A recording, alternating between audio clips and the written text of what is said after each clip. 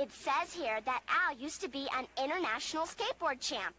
Like, yeah, but then he got involved with drugs. Drugs? Yuck! That's sure not very smart. Drugs can mess you up, even kill you. Huh? Oh, this makes me mad.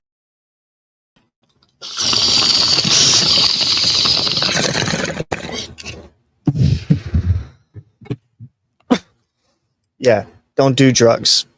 What up, everybody? I am Shaggy, and welcome to a trip down Stoner Drive. It's my first time posting on Twitch, got YouTube, and hopefully Twitter. We'll see if it's posted on there. But today's episode, we are going to break down why Shaggy was pretty much our first introduction to being a stoner and all the little key or eggshells that were placed throughout the episodes. I'm gonna have my guest Mark Elliott join me as well. You might have seen him on former podcasts where we were talking about jujitsu, but today's all about the Scooby-Doo eras. We're gonna break down how the show got started, and then we're gonna break down the different eras, so all the different shows, a pup named Scooby-Doo, Zombie Island, the Hex Girls, the live action movies, and all of it. So I'm excited to get started. And then also my camera person's going to let me know when it's close to 420, and that way we can all smoke together. So it's always 420 somewhere, and today it's on the West Coast. I am shooting out of beautiful San Diego on the Mission Bay, and we are in my version of the Mystery Machine 2 Electric Boogaloo. So I really appreciate y'all. What I got started with is smoking on the Durban Poison from Claiborne Flower, and smoking out of a little beautiful Glass Distractions travel beaker. Now, gotta get some sativas while we get the conversation going. So, how many of you guys, or when did you guys realize that Shaggy was a stoner? For me, it was very early on. And there's very many signs, lots of signs actually, throughout the shows, through the movies and everything that showed he was. But the one that's just so obvious that people don't ever bring up is his outfit. You know, the whole thing is a blunt. The green shirt is the weed. The brown pants is the blunt wrap, and the black shoes is the ash at the end of the blunt.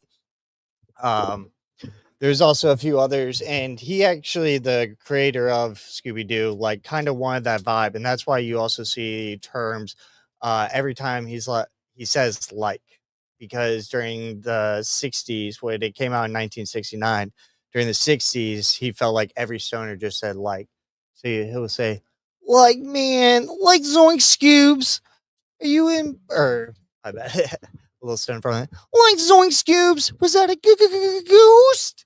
And so he'll always just add that like into there. Some other ones that are just fun. If we're talking the live action movies, you have his at the very beginning, the smoke is coming out after they break up. You have the smoke coming out of the van. They also always have the munchies. That's just such an easy and obvious one. He's talking to Scooby-Doo, and I do have the little dog Scooby-Doo here in the background. I also have my versions. If you haven't followed along.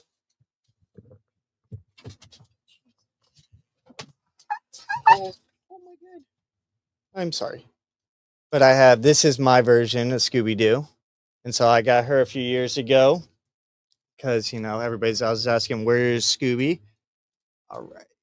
Oh, we got 1 minute. So pack up. We have 1 minute. It's 4:19. So pack up and let me know what you're smoking on. What, Riley? You want to be a part of it? Want to be a part of the show? Come here. Come here. And then this is Riley, aka Scrappy-Doo. And she actually turns 13 next month. So I've had her since college and forever. And so she's traveled since Virginia over to the West Coast with me. It's helped me create this. All right. 20 seconds. Let's go.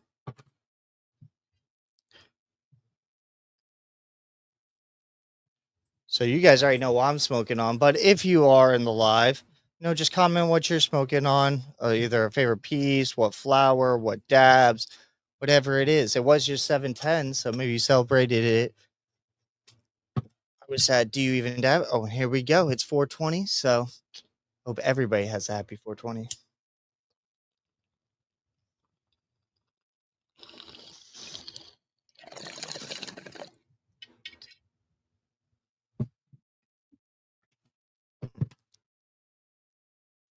All right, Riley, Scrappy Doo, you want to get down, or are you chilling up here? You're chilling. Now, do you guys think I should go into what I'm creating, or keep going into the Shaggy? Let's go. Let's keep on the Shaggy vibe. So we were going into live actions. That's what we were talking about beforehand. You had after the gang broke up in Mystery Island. You have them rolling to the island, and or the person's coming to invite them to the island. You come across Shaggy and Scooby on the beach. Looks like Venice or San Monica or something like that. And all suddenly, you have all the smoke coming out of the van, rolling up. Very first scene before you see them cooking and grilling, and then of course they're cooking. So the munchies all the time create the craziest, weirdest snacks that we stoners do. Um, and then the second part of that movie that really shows it is when he hops on the plane. And so Scooby's dressed up like his grandma so he can be on the plane. And he's sitting in between, and this random blonde comes and sits next to him. And she starts getting the sniffles or allergic to dogs. So it leaves, and all of a sudden the girl's like, "So what's your name?" And she's like, "Mary Jane." He's like, "That's totally my favorite name." There's another sign. Then you got other ones as well. So girlfriend named Mary Jane. His outfit's a complete blind. He's got the munchies. He talks to dogs. Oh, and then in the second live action, this is the other big one, is when they're walking the red carpet and everything. They're movie stars at the very beginning. You know how he finds his people? He's walking up the stairs. That looks good. That smells good. And then turns directly to the group of stoners. So there's also a couple other myths and theories just down the line. There's talk that the only way the mystery machine or mystery gang was able to travel and pay for all these trips that they were going on is that Shaggy was a drug dealer during the whole time. And so, there's definitely different quests and everything like that, or different eggshells. And so those are just the main ones. So you got his Blunted outfit. He's got the munchies. He talks to dogs. He finds his people by smelling the smoke. And his first girlfriend is Mary Jane. If you're telling me that Shaggy wasn't a stoner, you're just oblivious. And so there you go. Now I'm still waiting for my guest. Have you checked my phone? Has he? Oh, I have it. Well, I do apologize.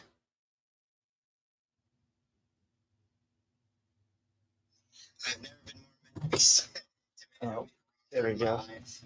My bad.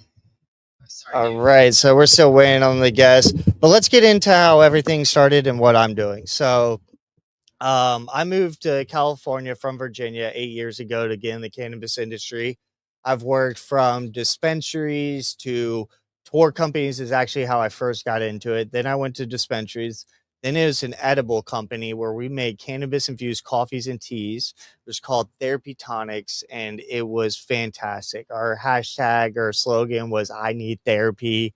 They were the best drinks. We had a vanilla caramel latte, Mexican mocha, Indian spice chai, and we would import it. It was vegan, gluten free, just fantastic. We used coconut milk, so the cannabis would actually bond to the fats of the coconut milk, and so it would. Sometimes I had drinks hit me within 5 minutes.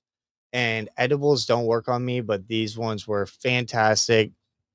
And then when before COVID hit, got interviewed by my friend, shout out JM Balbuena. Seen the Campreneur. She also did Roll Up Equity documentary, things like that. She's got a few other documentaries in the works. And so she got me on her show, Campus Synergy. and then that unfortunately got shut down. We did 3 shows or 3 months back to back that we sold out over. I think we had only 80 people we were allowed to sell to each time, but sold out each show. And then COVID hit, and then that kind of got me into the podcast, interviewing people, and focus more on the media side. For the past year and a half, I've been building out my RV and turning it into my version of the Mystery Machine. Real name is Shagwellin. That's why everybody calls me Shaggy. But um, it's taken some time. So you paint it out, and it's been in the shop for the last month. Just got it back, and then we got and then from there we got or yeah, we just got back and we have to get one more project done and then we're ready to wrap it. And if anybody was at the Do You Even Dab event um, in downtown San Diego for 710, I was sitting there chilling by Dab and Hike and the whole booth. They had all the pieces, student glass, wolf. I brought my own Carta, Dr. Dabber, the Switch, and it was great. They had them all lined up so you could try any piece you want to. And if you check out my videos on Instagram, Shagwellin's Way, uh, I do daily smoke videos. So I hit each one of them. So we did 4 dabs in that video. So you can check it out. But at the Do You Even Dab event, I met this guy and it was awesome because he was talking, he does audio, like lights, and he wraps vehicles. I literally need to get my vehicle wrapped in the next 2 weeks to a month. It's meant to be. So, throw it into the universe.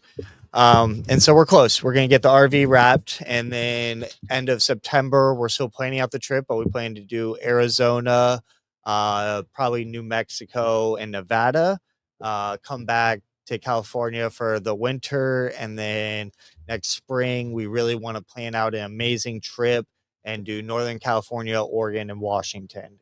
Interview farms, interview brands, go to all the cannabis events and represent Shaggy, Scooby, just capturing all of it behind the scenes. If anybody, whatever your job is in the industry, showing you the different roles and just kind of giving a different perspective. So if you're looking to get into the industry, if you're looking to learn more about it, if there's a brand you support and you want to learn more about that brand, or if there's a brand you don't know about that you want to learn of, that's what's going to be great. Is we're going to try to interview as many people.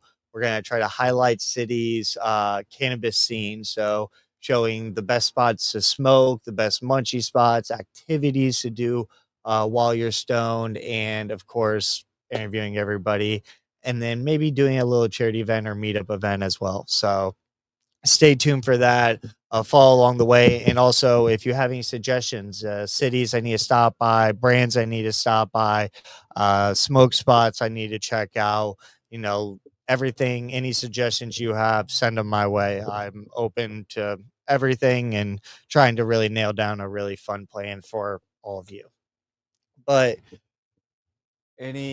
nothing yet? All right. Well, let's get into the next segment. How did Scooby-Doo get started? So the series got started in 1969. But what's really funny is it was actually supposed to be a band. The Mystery Gang was supposed to be 5 kids, and then they added on Scooby as playing the bongos. It eventually got changed into the Mystery series. And it's also really funny because Scooby-Doo got its name by a famous Frank Sinatra fan, Strangers in the Night. So Strangers in the Night. And then they had the Scooby-Dooby-Doo. And so that's how they got its name. But it started in 1969. Nice.